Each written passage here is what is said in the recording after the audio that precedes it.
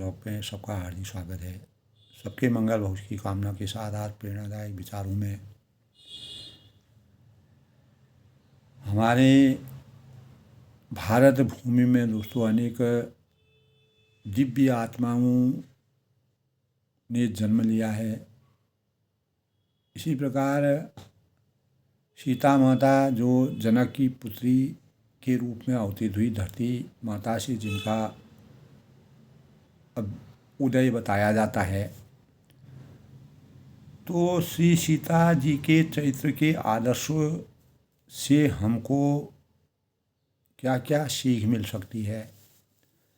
जब हम पूरे रामचरितमानस के प्रसंग का अनुकरण करते हैं तो अनेक प्रकार की जो शुचिता के भावों का संचार है, उनकी मनस्थिति में, उनके जीवन में, उनके संस्कारों में, उनके ज्ञान में, उनकी बुद्धि में, उनके विवेक में किस प्रकार के भावों का संचार था, तो हम अनेक प्रकार के अध्ययन करने के परिणाम स्वरूप हमारे लिए कोई ये अति उक्ति नहीं होगी कि इस विश्व में, इस सृष्टि में स्त्री चरित्रों में श्री राम प्रिया जगत जननी जानकी जी का चरित्र सबसे उत्कृष्ट माना गया है। तो रामायण में दोस्तों रामायण के सभी कांडों में, सभी 7 कांडों में स्त्री चरित्रों में तो सीता का चरित्र सर्वोत्तम और सर्वथा आदर्श और यानी पद पद पर अनुकरण करने योग्य है। आज कली चरित्रों का अगर हम आदर्शों को अपने जीवन में चरितार्थ करते हैं तो वह हमारे लिए अनुकरणीय हो जाते हैं। तो भारत की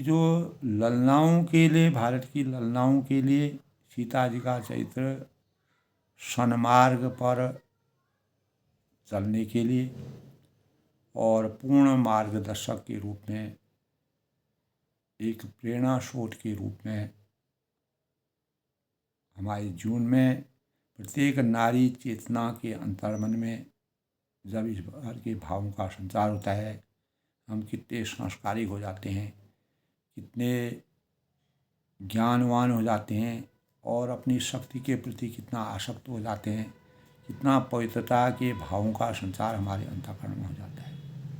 तो सीता जी के असाधारण यानी विशेष पतिव्रता और त्यागशील, अभय, शांति, क्षमा, सहनशीलता और धर्मपरायणता, नम्रता, सेवा, संयम, सद्व्यवहार, साहस, शौर्य, यानी जो भी हम उनके सद्गुणों के विषय में कहें वो भी हमारे लिए कम लगता है। तो आदि गुणों के साथ जगत की बिरली ही महिलाएं उनके जीवन जो त्रेता में जो भगवान रामचंद्र जी को प्राप्त हुई उस समय का जो परिवेश था, तो इस प्रकार की महिलाएं आज भी उनके चिंतन मनन करके अनेक प्रकार की प्रेरणाएं मानव मात्र को किस प्रकार से ज्ञान से सिंचित करती हैं। तो सीता जी के पवित्र जीवन और अप्रतिम पतिव्रत धर्म के सदृश उदाहरण रामायण में तो क्या दोस्तों जगत के किसी भी इतिहास में मिलना कठिन है। और आरंभ से लेकर अंत तक सीता जी के जीवन की सभी बातें जो उन्होंने अपने जीवन में जो बातें की, जब हम उनके अपने अंतःकरण में इन बातों को सोचते हैं और अनेक धर्म ग्रंथों के माध्यम से, वाल्मीकि रामायण से, तुलसीकृत रामायण से केवल एक प्रसंग को छोड़कर पवित्र और आदर्श है। यानी ऐसी कोई बात नहीं है जिससे हमारी माँ बहनों को सत शिक्षा ना मिले। जो हमारे होनहार आने वाली पीढ़ी है वह हमेशा उनके आदर्शों को के मानकों को अपने जीवन में चरितार्थ करके कैसे एक आचार संहिता के परिमाप में ढल सकते हैं। तो इस संसार में दोस्तों अब तक जितनी भी स्त्रियां पैदा हुई हैं, भगवान ने जब सृष्टि का निर्माण किया, मनु और शत्रुपा के रूप में सृष्टि की शुरुआत हुई। मनु और शत्रुपा ने पुरुषार्थ करने के भावों का उनके अंदर संचार था। धर्म अर्थ काम की तृप्ति के पश्चात उनको मोक्ष की प्राप्ति के उन्होंने पूरा राजधर्म छोड़ दिया। तो श्री सीता जी को दोस्तों पतिव्रता धर्म में सर्वशिरोमणि कहा जाता है। अगर हम आज की प्रेरणा के स्रोत में अगर सबसे बड़ी पतिव्रता कौन थी, तो माता सीता, जो कि हमारे कौशल या ज्ञान का विषय है, तो उसमें जो है माता सीता का ही नाम आता है। तो किसी भी ऊंची से ऊंची स्त्री के चरित्र की सूक्ष्म आलोचना करने से ऐसी एक न एक बात मिल सकती है दोस्तों जो अनुकरण के योग्य न हो, परंतु सीता जी का ऐसा कोई भी आचरण पूरे रामचरित में कहीं भी नहीं मिलता। तो जिस एक प्रसंग को सीता जी के जीवन में दोष युक्त समझा जाता है वह है यानी मृग तृष्णा, यानी माया मृग को पकड़ने के लिए श्री राम के चले जाने और मारीच के मरते समय हा सीते हा लक्ष्मण की जो पुकार, कमज़ोर सीता जी को घबरा कर लक्ष्मण के प्रति कहना कि मैं समझ गई हूँ कि तुम मुझे पाने के लिए अपने बड़े भाई की मृत्यु देखना चाहते हैं, तो मेरे लोभ से ही तू अपने भाई की रक्षा करने को नहीं आता। इस प्रकार का प्रसंग रामचरितमानस में है।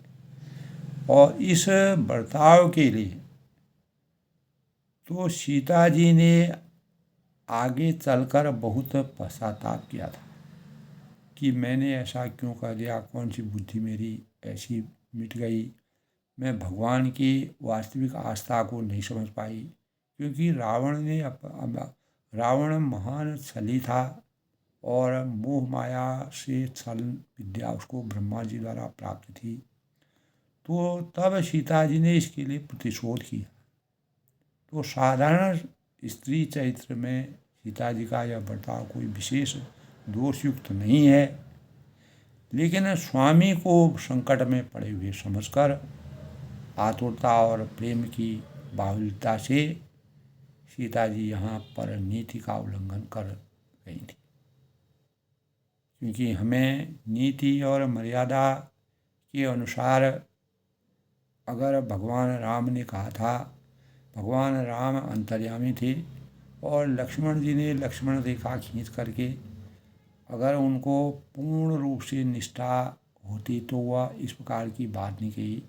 तो जाको प्रभु जी दुख देते हैं ताकि मत्ती पहले हल लेते हैं, यह भी रामचरित राम मर्यादा पुरुषोत्तम भगवान राम की लीला थी। तो श्री राम सीता का अवतार मर्यादा की रक्षा के लिए था, इसीलिए सीता जी को की यह गलती समझी गई और इसीलिए सीता जी ने पश्चाताप किया था। प्रतिशोध की आग में वह जल गई, तब उनको अनेक प्रकार के प्रायश्चित करना पड़ा और रावण का प्रतिशोध तब जो है अंततोगत्वा जब रावण का वध होता है तब वह प्रतिशोध उनका समाप्त होता है। तो जनकपुर में पिता के घर सीता जी उनकी यानी सबके साथ बड़े प्रेम का बर्ताव उनके साथ था। छोटे बड़े सभी स्त्री पुरुष सीता जी को हृदय से चाहते थे और सीता जी आरंभ से ही लज्जावान थीं। लज्जा ही स्त्रियों का भूषण माना जाता है और वे प्रतिदिन माता पिता के चरणों को प्रणाम किया करती थी। रामचरितमानस में जो हमको प्रसंग मिलते हैं दोस्तों, उसी के अनुसार माता सीता के चरित्र का वर्णन करने का आज सौभाग्य प्राप्त हुआ है। और घर के जो नौकर चाकर जब भी उनकी सेवा शुरा करते थे राजा जनक के, वहाँ उनके व्यवहार से परम सब लोग प्रसन्न थे। सीता जी के प्रेम के बर्ताव का कुछ दिग्दर्शन उस समय के उस परिवेश के अनुसार हमारे शास्त्रों में या रामचरितमानस में मिलता है, जिसमें यानी वो अपने ससुराल के लिए विदा हो रहे हैं। जब स्वयंवर होता है, स्वयंवर होने के बाद माँ गौरा और शिव जी द्वारा उनको वरदान दिया जाता है कि आपको इस प्रकार का पति मिलेगा जो अटल होगा, निर्भीक होगा, निडर होगा, ज्ञानवान होगा, बुद्धिमान होगा और अवतारी होगा। तब उन्होंने जो है जिसमें ससुराल के लिए वो विदा होती है, उसमें उनका वर्णन तुलसीदास ने किया है। पुण्य धीरज धरि कुंवर खंगारी, बार बार मीटहि महतारी, पहुँचा वहीं विधि मिलहि बहोरी, बड़ी परस्पर प्रीत न थोरी। पुनि पुनि मिलहि न सखिन बिद लगाई, यानी बाल गच्छ जिमि धेनु लगाई। प्रेम विवश नर नारी स्वभाव, सखिन सहित रनिवास, मानहु कीन विदेश पुरो, करुणा विरहो निवास। माता जानकी का जब स्वयंवर हो जाता है, मतलब तो भगवान शिव का धनुष तोड़ देते हैं। धनुष तोड़ने के बाद जो है भगवान की अनेकों राजाओं को जिस प्रकार से खाली हाथ लौट करके और शाम करके वह अपने अपने घर को चले जाते हैं, तब माता सीता भगवान रामचंद्र के माला पहना करके और अपने उनके वास्तविक गुणों का संचार तुलसीदास ने किया है। सुख सारिका जानकी नाई, कनक पिंजरे राख तलाई, व्याकुल कहें कहाँ बह देही, सुन धीरज परिहरों न देही न केही। और भये विकल खग मग यही भांति। जब सीता जी अपने ससुराल को जाती हैं तो वहाँ के जो खग हैं, मृग हैं, और वह किस प्रकार से व्याकुल हो जाते हैं, मनुष्य दशा कैसे कही जाती। और मानवों की तो जो सब कुछ जानते हैं समझते हैं, उनकी दशा का वर्णन करना बड़ा ही कठिन है। और बंधु समेत जनक तब आए, अपने सखाओं से जब जनक उनको विदा करने आए, प्रेम उमा की लोचन जलसाई। और स्वाभाविक है दोस्तों, जब पुत्रिका को विदा किया जाता है शादी में, तो भगवान यानी भगवान की पराकाष्ठा का वर्णन करते हुए तुलसीदास जी ने इतना प्रेम उमड़ गया कि लोचन जलसाई, पूरे आंसुओं में अश्रुओं की धारा बह गई। शीय बिलोगी धीरता भागी, रहे कहावत परम विरागी। लीन लीन राय और लाय जानकी, मिटी महा मर्याद ज्ञान की। तो मर्यादा की रचना के लिए तब पुनि धीरज धरि कुंवर हकारी, बार बार मिटहि महतारी। बार बार जो है महतारी जो है जब उनकी दशा को देखती हैं, उनको बार बार मनाती हैं और उनके आंसुओं को पोंछती हैं। और बड़ी परस्पर प्रीत न थोरी, पुनि पुनि मिलहि, बार बार वो अपनी सखियों से मिलती हैं। उस प्रकार उस समय के परिवेश के अनुसार कहाँ जनकपुरी रह गई, कहाँ अयोध्यापुरी रह गई, तो इतनी दूरी में विवाह होता था और काफ़ी समय के बाद मिलन होता था। तो एक प्रकार की मानव वेदना जो आज के परिवेश में तो समाप्त ही हो गया है, लेकिन एक परिवेश था, उस परिवेश के अनुसार जो हमारे संस्कार होते थे, उन संस्कारों के अनुरूप सीता जी के संस्कारों को किस प्रकार से तुलसीदास जी ने वर्णन किया है। शीय बिलो की धीरता भागी, रही कहावत परम विरागी। लीन राय उर लाय जानकी, मिटी महामर्याद ज्ञान की। यानी ज्ञान की मर्यादा की पराकाष्ठा के प्रेरणा स्रोत के रूप में सीता जी का जो वर्णन किया गया है, धैर्य धर करके और धैर्य के और अपने आचार संहिता, अपने संस्कार, अपनी मर्यादा के अनुसार जीवन यापन करने वाली सीता जी इतने बड़े राजा के वहाँ पैदा होती हैं, और लेकिन उनकी शक्ति, और कुल मिला के देखा जाए दोस्तों, भगवान रामचंद्र जी का अवतरण जब पायस से हुआ, उसी प्रकार सीता जी भी धरती पर जब जनक के वहाँ बारिश नहीं हो रही थी तो हल जोतने का निर्णय लिया गया, तभी राजा के वहाँ बारिश होगी।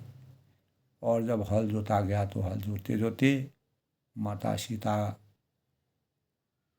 का अवतरण हुआ, और जनक जी ने उनको पाला पोसा, भगवान के रूप में वो अवतीत हुई। तो जहाँ ज्ञानियों का आश्चर्य, पुण्य धीरज धरी कुंवरी घंघारी बार बार मिटे, यानी जहाँ ज्ञानियों के आश्चर्य जनक के ज्ञान की मर्यादा मिट जाती है, और पिंजरे के पखेरु और पशु पक्षी भी सीता सीता पुकार कर व्याकुल हो उठते हैं। और वहाँ कितना प्रेम है, अथाह प्रेम की गाथा का वर्णन जो तुलसीदास ने किया है। तो इस बात का अनुमान जो हम रामचरितमानस को पढ़ते हैं, अगर हम अंतर मन से, मन वचन और निष्ठा भाव से अगर रामचरितमानस का ध्यान करते हैं, तो हमें अपने जीवन को किस प्रकार से व्यावहारिक बना करके सीता जी की जैसे चरित्र का प्रत्येक नारी के अंतःकरण में विराजमान हो, तो सीता जी ने इस चरित्र को स्त्रियों को यह शिक्षा ग्रहण करनी चाहिए। आज प्रेरणा के स्रोत के रूप में हमें उसको ऐसी बातों को लगातार भूल रहे हैं, और इनसे हम दूरी बना रहे हैं। तो स्त्री को नेहर में छोटे छोटे, अपने ससुराल में छोटे बड़े सभी प्रकार के साथ ऐसा बर्ताव करना उचित है जो सभी को प्रिय लगे, सबकी लाडली हो, सबके लिए सबके भावों का संचार करे, सबको एक भाव से देखे, और सबका मान सम्मान करे और योग्यता रखे। तभी हमारे धर्म और महिमा, हमारे संस्कार हैं, वह लगातार संस्कारों का परिमार्जन जीवन जब तक सृष्टि रहेगी तब तक रह सकता है। अगर हम इसकी अवहेलना करेंगे, इसको नज़रअंदाज करेंगे, तो हमें सीता जी के जो चरित्र, माँ जानकी का जो चरित्र रामचरितमानस में तुलसीदास जी ने वर्णन किया है, उसके अनुसार अनुकरण करना हमारे जीवन के लिए एक वरदान स्वरूप है। तो सीता जी अपने माता पिता की आज्ञा का पालन करने में कभी नहीं चूकती थी। जिस प्रकार मर्यादा पुरुषोत्तम भगवान राम जी ने हमेशा पिताजी के केवल एक छोटे से शब्द कहने पर माता कैकेयी को परेशानी होने के पश्चात जब वह वनवास दिया गया तो उन्होंने कहीं भी पीछे मुड़कर नहीं देखा, और किसी प्रकार के दोष के परिणाम स्वरूप उन्होंने उसको सुखपूर्वक ग्रहण किया। तो माता पिता से उसे कुछ भी शिक्षा मिलती, उस पर बड़ा अमल करती थी। मिथिला के विदा होते समय और चित्रकूट में सीता जी के माता पिता से जो कुछ भी शिक्षा मिली थी, यह स्त्री मात्र के लिए एक प्रेरणा के रूप में कैसे प्रासंगिक होता है। एक जगह कहा है दोस्तों, हो यहूँ संतन पियहि पियारी, हो यहूँ संतत पियहि पियारी, चिक अहि बात असीम हमारी, सास ससुर गुरु सेवा करहूँ, पति रुख लगी आयुषु अनुसरे। तो श्री राम को राज्याभिषेक के बाद के बदले एकाएक वनवास हो गया था, जैसे कि मैंने प्रसंग में बताया दोस्तों। तो पति के लिए कैसा उनके अंतःकरण में प्रेम की आग्रह की बातें थी। तो सीता जी ने यह समाचार सुनते ही तुरंत अपना कर्तव्य निश्चय कर लिया कि मुझे ऐसे अवसर पर क्या करना चाहिए। तो ससुराल के गहने कपड़े, राज्य, परिवार, महल, बाग, दासी, सबका भोग जो है उन्होंने आदि से उनको कोई भी मोह नहीं रहा, कोई भी मतलब नहीं रहा, सब कुछ त्याग दिया और उनसे उनकी त्याग की भावना जागृत हुई। तो छाया की तरह पति के साथ रहना ही अपना परम धर्म उन्होंने माना, पत्नी का एकमात्र कर्तव्य माना।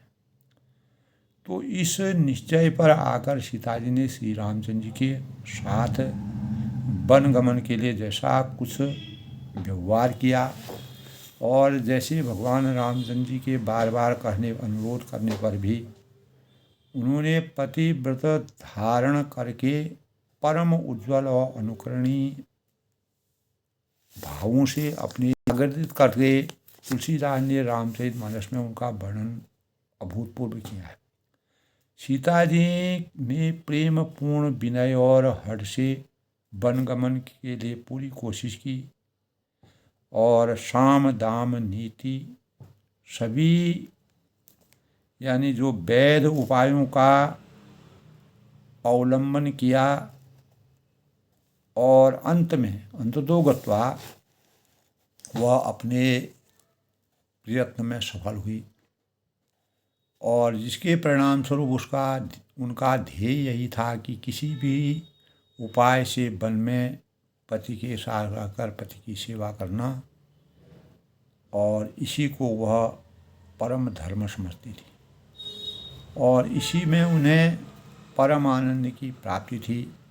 और वह कहती थीं कि माता पिता भगनी प्रिय भाई, तुलसीदास जी ने वर्णन किया है, माता पिता भगनी प्रिय भाई, प्रिय परिवार सुहद सुखदाई, सास ससुर गुरु सज्जन सहाई, सास ससुर गुरु सज्जन सहाई, सुत सुंदर सुशील सुखदाई। यानी माता पिता भगिनी प्रिय भाई, प्रिय परिवार सुहद सुख समुदाय। तब वो कहते हैं कि और जहाँ लगी नाथ नेह अरु नाते, पिय बिनु तियहि तर निहुते ताते, तनु धनु धाम धरनीपुर राजू, पति विहीन सब शोक समाज, भोग रोग सम भूषण भारू, जय जातना सरी संसारो।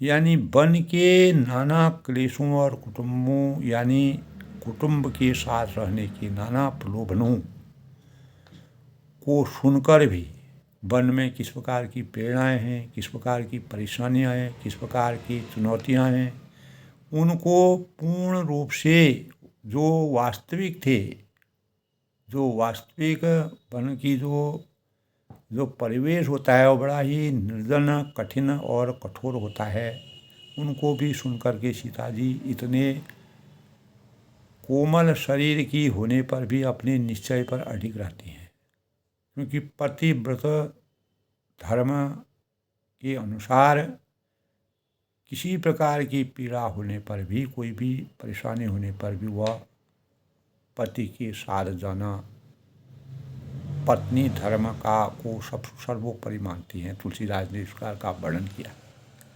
तो वह पति सेवा के सामने सब कुछ तुच्छ है, राज है, पाठ है, भाई है, बहन है। तो जो भी हमारे संबंध होते हैं वह पति के बिना उनके लिए निरर्थक है, सारहीन है, अस्तित्वहीन है। नाथ सकल सुख साथ तुम्हारे, अंततोगत्वा उन्होंने कहा कि नाथ सकल सुख साथ तुम्हारे, शरद विमल विधु बदन निहारी। चाहे मैं जंगल में जाऊं, कितनी भी मुझे परेशानियां हों, कितनी भी मुझे चुनौतियां हों, कितनी कठिनाइयां हों, यहाँ पर यह सिद्ध होता है कि सीता जी ने एक बार प्राप्त हुई पति आज्ञा को बदलाकर दूसरी बार अपने मन के अनुकूल आज्ञा प्राप्त करने के लिए प्रेमाग्रह किया। और यहाँ तक कि जब भगवान श्री राम किसी प्रकार भी नहीं माने तो हृदय उनका विदीर्ण हो जाता है, परेशान हो जाते हैं, तो जाने तक संकेत, तब उन्होंने सीता जी को मजबूरन अपने साथ ले जाने का निर्णय दिया और संकेत दिया कि ऐसे हूँ वचन कठोर सुनी, जो न हृदय बिलमान। तो प्रभु विषम वियोग दुख, सही सहूँ पावर प्राण। तो भगवान ने कहा कि आध्यात्म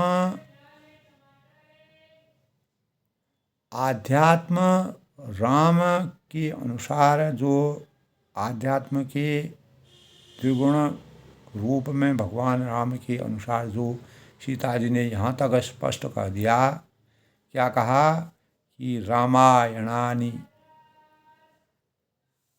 बहुशः श्रुतानि बहुर्भिर्द्विजये सीतांग विनांग वनं रामो सतः किं कुतचित् अतस्त्वया गमिष्यामि सर्वदा त्वस्वत्वहायिनी यदि गच्छसि मा त्यक्ता प्रणाश्यामि तेज करता।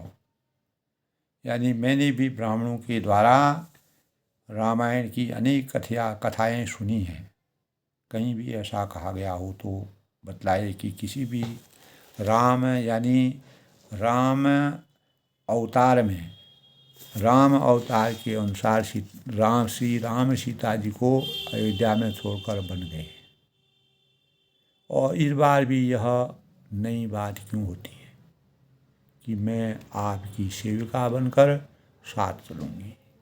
रामायणानि बहुशः श्रुतानि बहुर्द्विजये सीतांग विनांग वनं रामो सतः किं, कहीं पर भी ऐसा नहीं लिखा हुआ है। अत सत्वदा गमिष्यामि सर्वदा त्वस्वत्व सुहागिनी यदि गच्छसि मां त्यक्ता, अगर मेरे को छोड़ के आप चले जाओगे, प्रणाश्यामि तेजग्रह। तो इस बार भी अगर नई बात अगर नहीं होती है तो आपकी सेविका बनकर साथ चलूँगी। यदि किसी तरह भी आप मुझे नहीं ले जाएंगे, नहीं ले चलेंगे, तो मैं आपके सामने ही प्राण त्याग दूँ। और पति सेवा की कामना से सीता ने इस प्रकार स्पष्ट रूप से अवतार विषयक अपनी बड़ाई के शब्द भी कह डाले।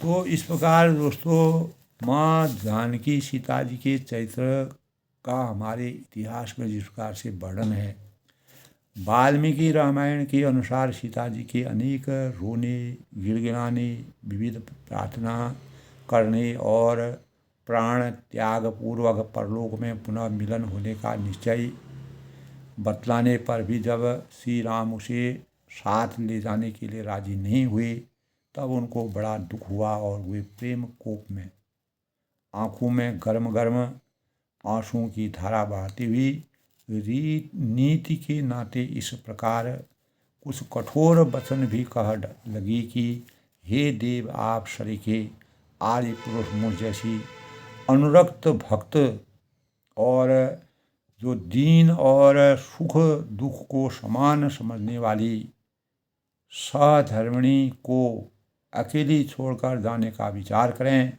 तो यह आपको शोभा नहीं देता है।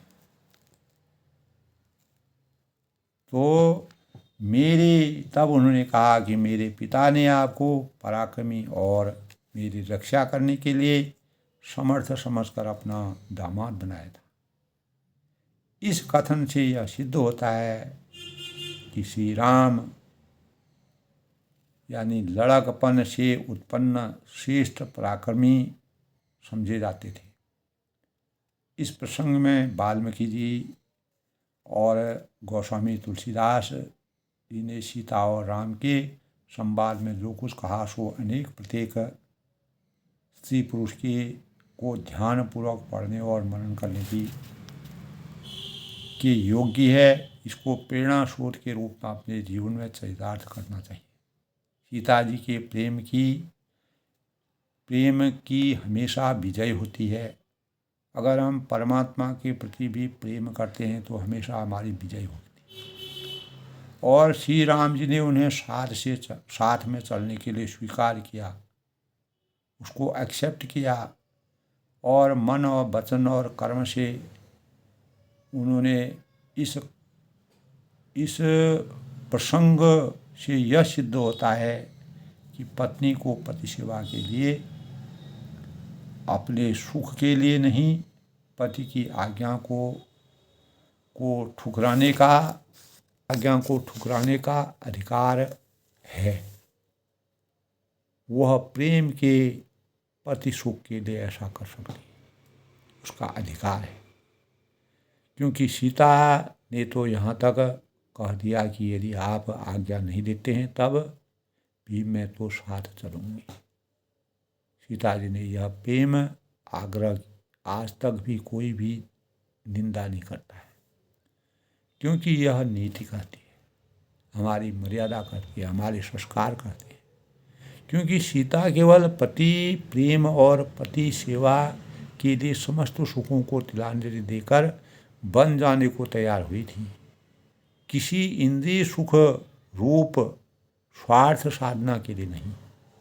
अगर उनको इंद्रिय सुख प्राप्त करना होता तो वह राजमहल में रह करके अनेक प्रकार के सुख भोग करती। तो इससे यह नहीं समझना चाहिए कि सीता जी का व्यवहार अनुचित था। तो दोस्तों, जब हम अपने धर्म और नीति मर्यादा के अनुसार अगर अपने संस्कारों के अनुसार कार्य को करते हैं तो वही हमारे लिए प्रासंगिक है, वही हमारे लिए प्रेरणा के स्रोत के रूप में है।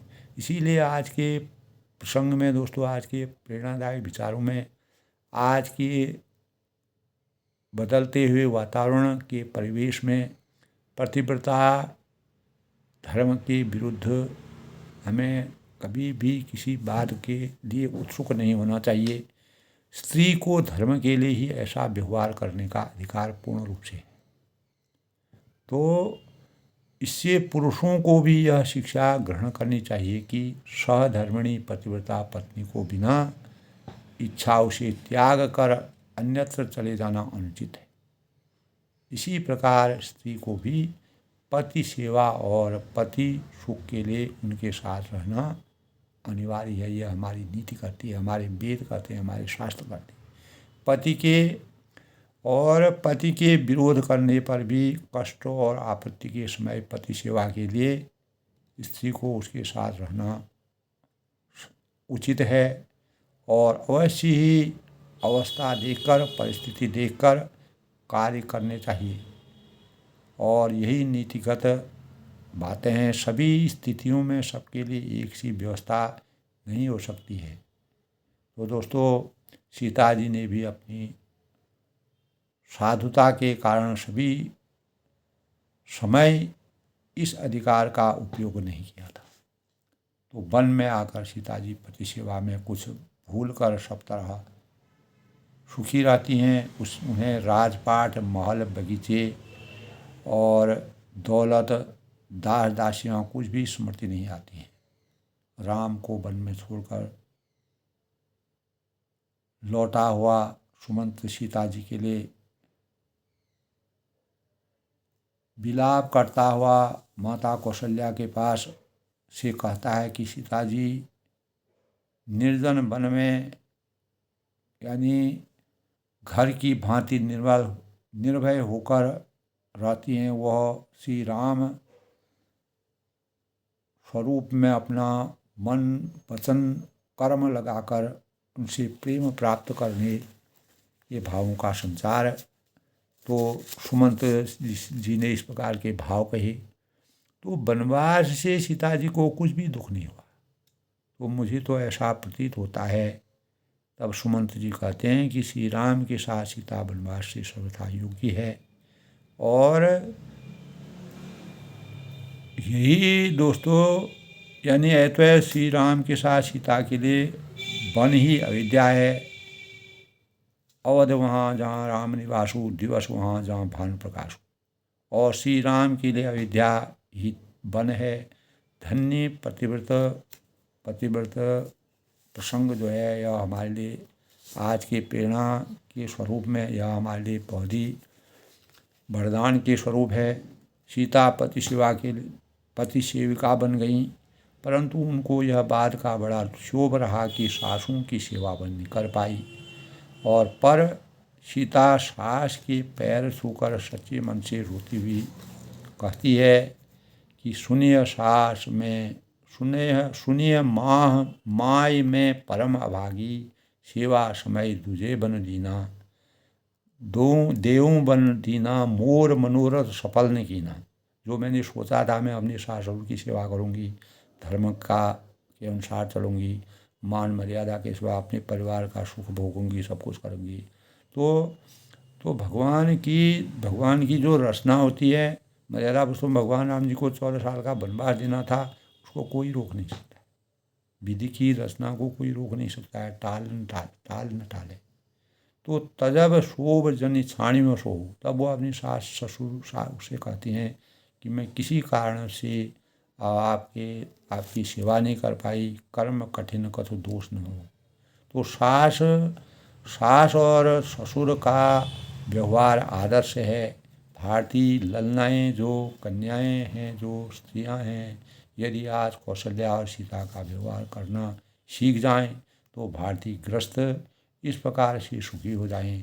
सास अपनी बहुओं को सुख देने के लिए व्याकुल रहे और बहुएं अपने सास की सेवा के लिए छटपटाएं, तो दोनों ओर से सुख का साम्राज्य स्थापित हो सकता है।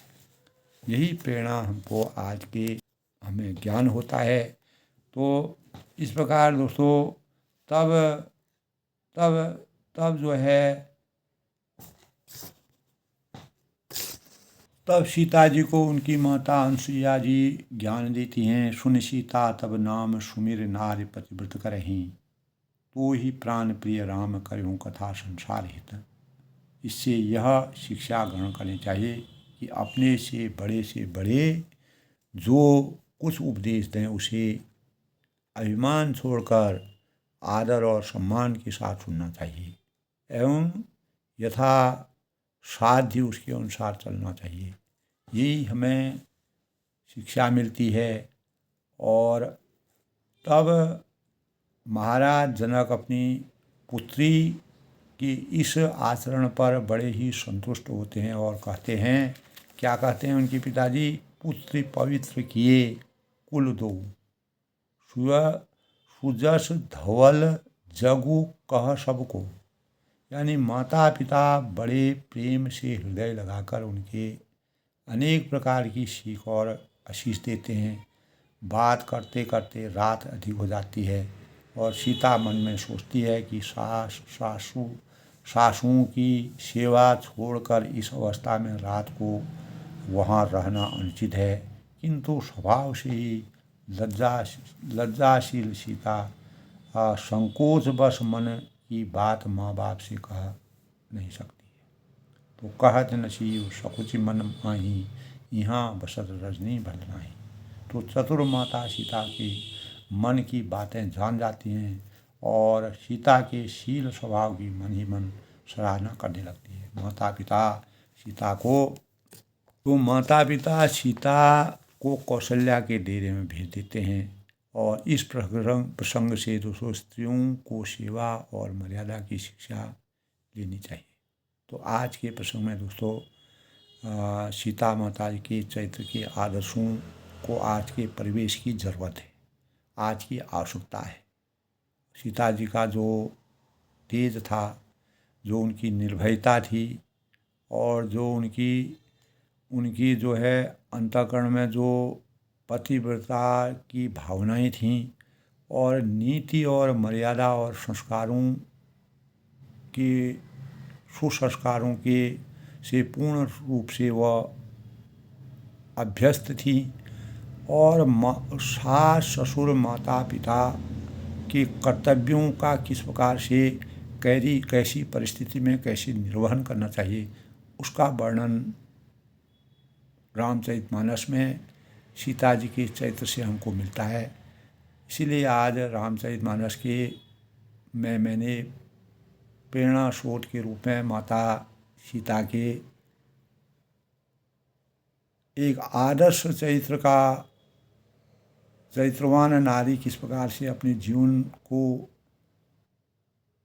इस पारिवारिक परिवेश में कैसे हम विषम परिस्थितियों में भी सहजतापूर्वक सबके मनोभावों को जान करके अपनी भावनाओं को समर्थवान बना सकते हैं।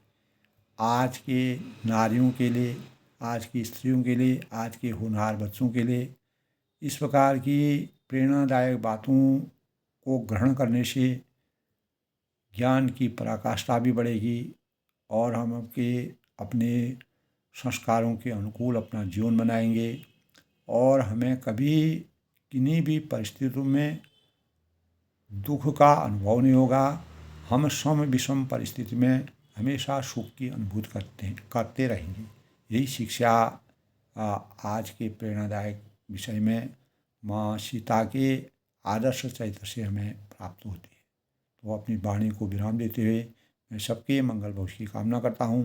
इसी प्रकार हमें दोस्तों आदर्श नारियों के चरित्र का गुणगान करके आगे के जो होनहार बच्चे हैं उनके जीवन में ऐसे भावों को प्रासंगिक करना चाहिए।